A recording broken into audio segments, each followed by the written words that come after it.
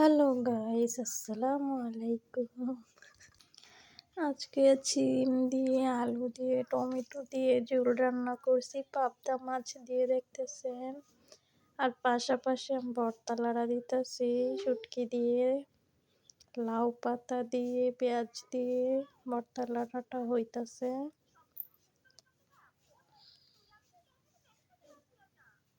এই যে আমার তরকারি কেটে আমি ধুয়ে নিচ্ছি ভালো করে। এখানে আমার মাছটা এক পাশ হয়ে গেছে।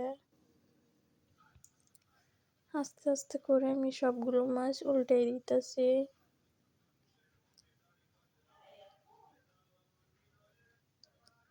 এই যে আস্তে আস্তে করে সবগুলো উল্টানো শেষ। এখন আমার ওই পাশটাও হইয়া গেছে। খুব সুন্দর করে আজকে মাছ ভাজিটা করলাম, দেখতেছেন। আজকে পাবদা মাছ দিয়ে রান্না করব। তারপর দিয়ে দিলাম গরম তেলের মধ্যে পেঁয়াজ কুচি। পেঁয়াজটা হালকা নেড়ে চেড়ে নিব। এখন কাঁচামরিচও দিয়ে নিছি।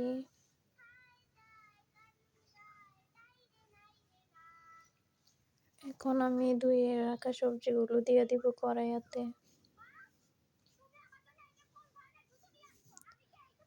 দিয়ে এখন নেড়ে চেড়ে নিব ভালো করে। একটা বেগুনও দিয়েছি সাথে। সিমের সাথে একটা বেগুন ছিল, ওইটাও দিয়ে দিলাম কেটে।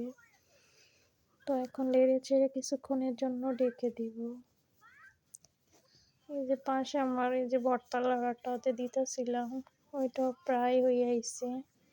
এখন আমার সিমটা হালকা ভাপ দিয়ে নিছি। ওইটার মধ্যে আদা রসুন, তারপর হলুদের গুঁড়া, মরিচের গুঁড়া 2 চামচ দিয়ে নিলাম। দিয়ে একটু নেড়ে ছেড়ে নিব।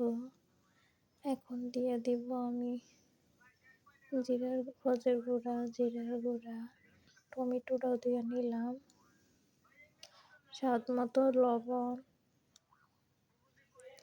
দিয়ে এখন নেড়ে চেড়ে নিব।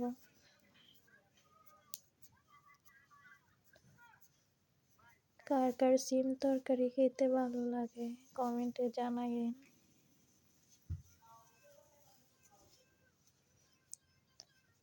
নেড়ে চেড়ে এখন কিছুক্ষণের জন্য ঢেকে নিব আবারও।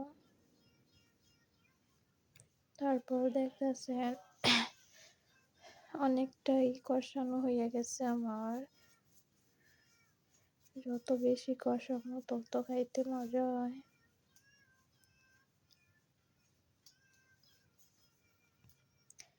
দেখতেছেন ভালো করে কষাই নিলাম।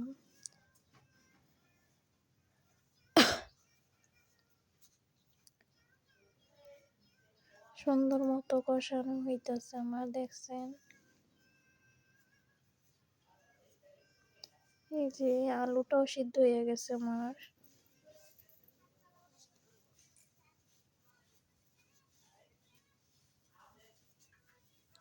এখন আমি পরিমাণ মতো পানি দিয়ে নিব।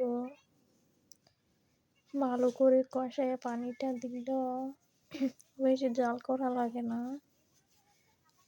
আমার পানিতেই আমার তরকারি রান্না হয়ে যাবে কিছুক্ষণ পরে। দেখেন বলক এসে পড়ছে। এখন ভেজে রাখা মাছগুলো দিয়ে নিব আমি। অনেকক্ষণ জাল করার পরেই আমি মাছটা দিই অফ ক্যামেরায়, ততক্ষণ তরকারিটা হয়। এখন আমি ধনিয়া কুচি দিয়ে নিলাম। তারপর দেখেন তরকারি কি সুন্দর লাগতেছে। খুব সহজভাবে রান্নাটা করছি।